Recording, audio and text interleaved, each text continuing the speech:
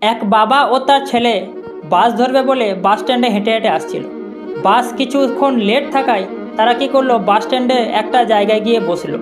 তারপর ছেলেটার বাবা তার পকেট থেকে একটা বিস্কুটের প্যাকেট বের করলো, প্যাকেটটা ছিঁড়লো আর একটা বিস্কুট তার ছেলেকে দিল, একটা বিস্কুট সে নিজে খেলো।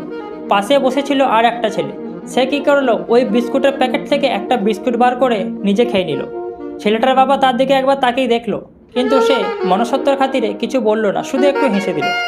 তারপর সেই বিস্কুটের প্যাকেট থেকে ছেলেটার বাবা ছেলেটাকে আবার একটা বিস্কুট দেয়, আবার সে নিজে খায়। ওই ছেলেটা আবার একটা বিস্কুট বার করে কিন্তু সে খেয়ে নিল। ছেলেটার বাবা এখানেও কিন্তু কিছু বলল না।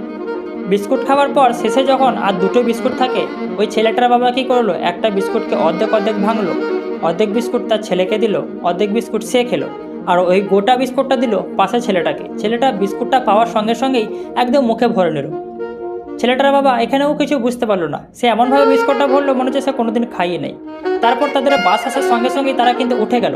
পাশে বসে থাকা ছেলেটা ভাবছিল যে এই বিস্কুটের প্যাকেটটা হয়তো তারা তার বিস্কুট থেকে বিস্কুট খাচ্ছিল, কিন্তু না, সে যখন ব্যাগটা তুলে দেখলো যে তার বিস্কুট কিন্তু তার জায়গাতেই রয়ে গেছে।